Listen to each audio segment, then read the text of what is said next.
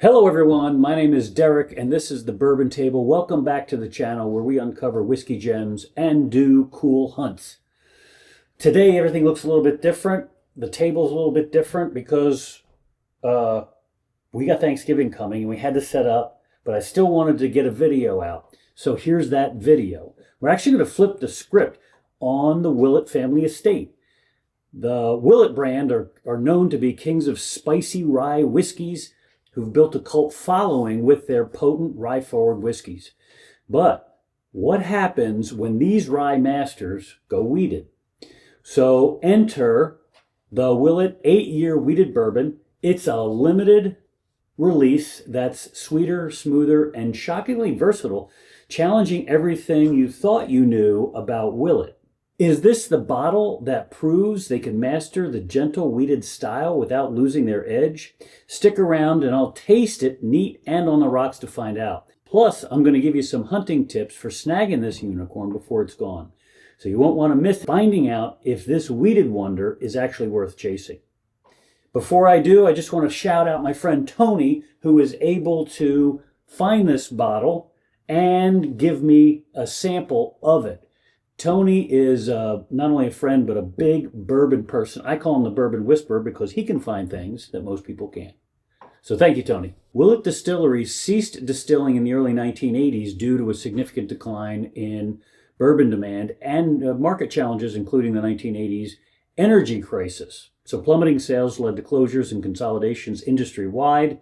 Willett was no different. They shut down its distilling operations between 1980 and 1982. Now, in 1984, Evan Kulsveen, who was married to Martha Willett, daughter of former owner Thomas Willett, purchased the property, rebranded it as Kentucky Bourbon Distillers, and operated a non-distilling producing company, or NDP, by sourcing bulk whiskey from other Kentucky and sometimes Indiana distilleries. They aged it and bottled it under brands like the Willett family estate, Old Bardstown, Noah's Mill, and Rowan's Creek. This approach enabled survival and built a cult following during the lean years. In 2012, they restarted. The 2012 restart was driven by the 2000s bourbon boom reviving demand and the financial stability from a successful NDP operations had funded renovations to resume in-house production. Evan Kulsveen had long planned to distill again once it was feasible. He wanted to do it with his son Drew, who's now the master distiller, and involve Drew in quality control, securing supply amid rising popularity, and restore the Willett legacy. They filled their first barrel on January 27, 2012, and this is pretty cool. This was the 103rd birthday of Thomas Willett, symbolizing the return of the family to their distilling roots. This wheated bourbon is a rare in-house expression. Its mash bill is 65% corn, 20% wheat, 15% malted barley, barreled at 115 proof in a Char American oak, and bottled at 108 proof. Without chill filtering, aged exactly 8 years. Produced at the Willett Distillery in Bardstown, New York, this family-owned distillery since 1936, but full in-house since the mid-2010s. Again, this isn't just another wheated. It's a Willett bold pivot, blending their high-proof heritage with the softer wheat influence for something unexpectedly refined. So what does that mean? I guess we're going to find out as I nose it and taste it. We're going to taste it, as I said, neat and on ice. So let's dive in here. This has been out. Well, again, I got a sample from the Bourbon Whisperer, Tony, so I don't know when he poured that, but I poured this out of the sample bottle 10, 15 minutes ago. So let's see what it is on the nose. Well, I do get some sweet notes.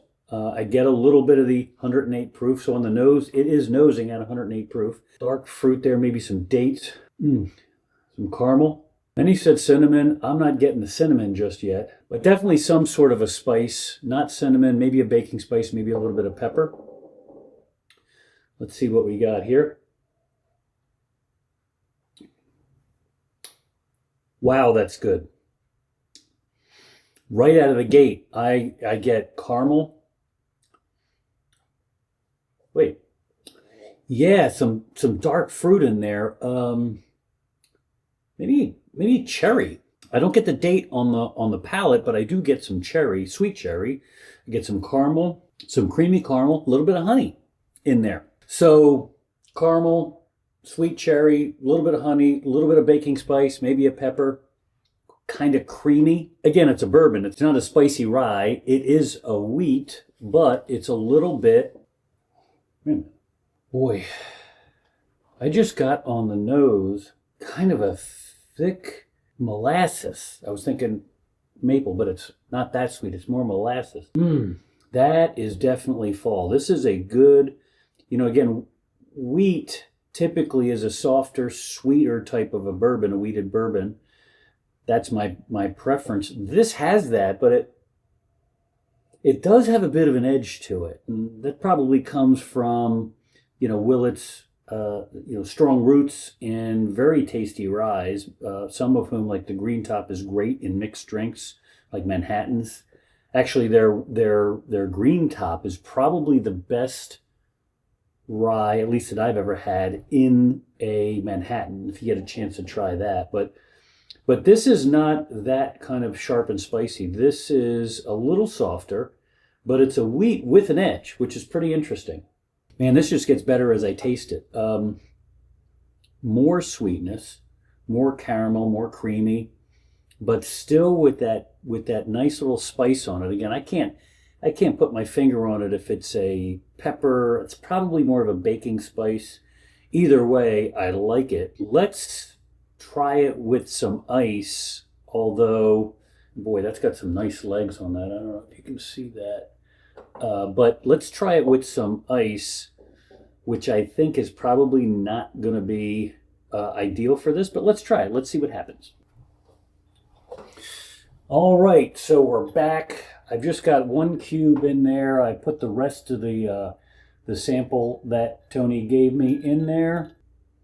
So the aromas are the same, maybe a little bit muted due to the ice. That's not bad.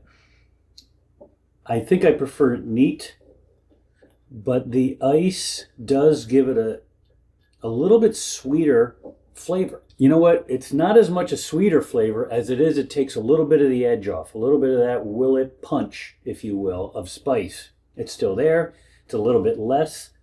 So maybe a cube of ice is good in there if you don't like the bold flavors that Willett is known for.